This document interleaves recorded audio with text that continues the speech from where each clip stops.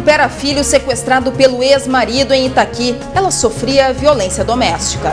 Foi terrível, apanhei muito, mas até que a gente cria coragem. Secretaria Estadual de Educação discute violência na sala de aula. Mudanças na paisagem. Em 2 meses, a Superintendência de Portos e Hidrovias pretende retirar todos os navios abandonados do cais de Porto Alegre. E Detran prevê mais de 140 leilões ainda neste ano. Ex-juiz Carlos Simon assume comitê executivo da Copa do Mundo em Porto Alegre.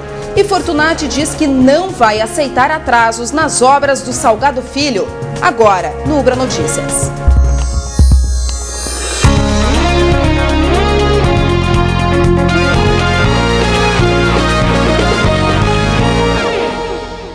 Boa noite. Nada justifica, mas Wellington Menezes tinha um motivo para o massacre ocorrido em escola do Rio de Janeiro. Nesta semana, 2 jovens foram encontrados com armas em salas de aula da capital gaúcha. Um deles também justificou a atitude. Sofria ameaças. O bullying é, cada vez mais, uma violência moral que gera reações mais violentas ainda. Em 2006, esse professor de Porto Alegre viu sua escola ser depredada pelos alunos. Um prejuízo de mais de R$12 mil. Ao constatar o estado crítico do comportamento desses jovens, ele desenvolveu um projeto para conscientizá-los a combater o bullying, com artes visuais, dança, música e teatro. Eles se colocam no lugar do agressor, eles se fotografam como agressor, se fotografam como vítima, para fazer suas campanhas. Então eles vão vivendo essa diversidade de papéis. Aloísio acredita que essas ações devem ser adotadas em todas as escolas. Um exemplo que pode ajudar a combater um mal cada vez mais presente na rotina das salas de aula. Essa nova visão, essa mudança de paradigma, é que a gente vai poder resgatar a escola pública brasileira e a escola particular. Ambas as escolas têm violência, tem bullying, tem drogadição, tem cyberbullying, quer dizer, tem muito trabalho a ser feito. Hoje a Secretaria da Educação convocou uma reunião para discutir políticas que possam ser adotadas no combate à violência na sala de aula. Entre elas, prevenção do bullying. A repressão, ela sempre responde ao imediato, ela não responde ao longo prazo. Então, é a repressão, é a educação familiar, a educação escolar, os valores que se passam para as crianças. Esse especialista em direitos humanos aponta que o bullying é um fenômeno mundial, mas que varia nas formas como se apresenta em cada escola. É inútil ficar falando em prevenção se eu não tenho a questão conhecida na minha escola. O diagnóstico não é difícil de ser feito, ele deve ser trabalhado basicamente com questionários anônimos que são aplicados aos estudantes, recolhidos em urna, processados depois estatisticamente, para saber de fato aonde o bullying está ocorrendo, que tipo de bullying é esse que ocorre, quem são as principais vítimas, quem são os principais agressores. Rolim também acredita que o efeito repetição pode gerar novos casos e trata o próprio caso do massacre de Realengo como uma reprodução de outros assassinatos ocorridos fora do país. Preciso que as escolas simulem várias vezes circunstâncias de tiroteio, por exemplo, para que todos saibam o que fazer. Um homem foi preso em flagrante nesta manhã em Porto Alegre. Ele mantinha o filho em cárcere privado desde domingo, quando pegou a criança na casa da mãe, em Itaqui, a 666 quilômetros da capital. O menino de 8 anos deveria ter sido devolvido à mãe no fim do dia, mas não apareceu. Depois disso, a dona de casa passou a receber ameaças por telefone. O ex-companheiro Jair Rodrigues de Farias dizia que estava em Porto Alegre com o filho e que a mãe só o teria de volta se ela reatasse o relacionamento. Ele dizia que não tinha nada a perder, que ele já estava cheio de justiça, de polícia, então que para ele não tinha tanto faz, As ligações foram monitoradas pela polícia. Um encontro foi marcado na rodoviária da capital. Os dois foram até um hotel onde o menino estava e Jair foi preso em flagrante. Conduzimos o preso, o Jair, ao presídio central, onde ele permanecerá aguardando decisão do Poder Judiciário. A dona de casa desfez o relacionamento de 10 anos porque era agredida pelo companheiro.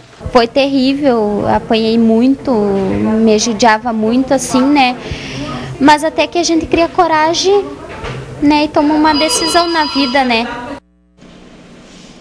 Às 10 horas da manhã, o corpo do operário Claudinei dos Santos Fernandes foi sepultado em Porto Alegre. Ele morreu devido à queda de um elevador do 12º andar de um prédio em obras da capital ontem.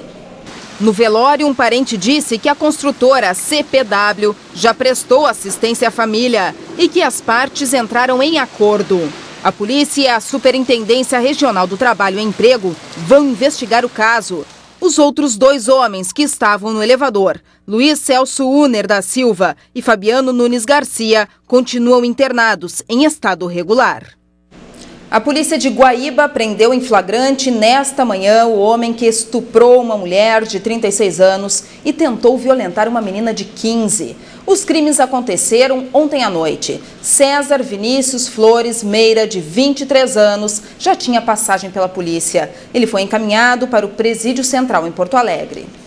E em Gravataí, 2 homens foram presos por crime ambiental. Eles trabalhavam em uma empresa de manutenção de tanques e combustíveis no Distrito Industrial. Foram constatados vazamentos de óleo e armazenamento de resíduos em local impróprio.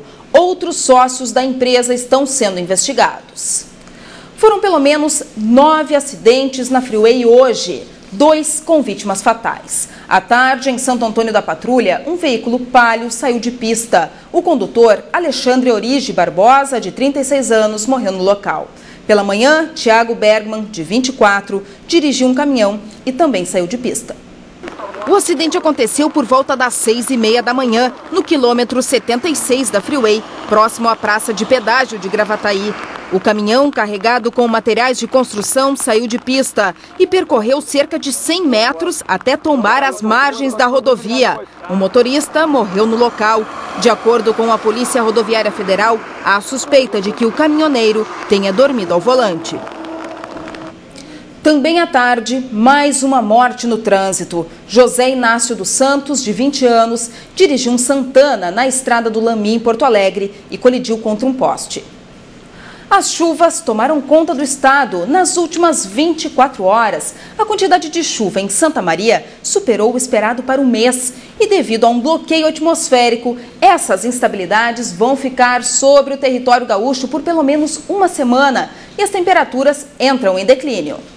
Todo o Rio Grande do Sul está sujeito a ventos fortes, descargas elétricas e granizo nesta sexta-feira. Os maiores volumes de chuva são esperados para a metade norte.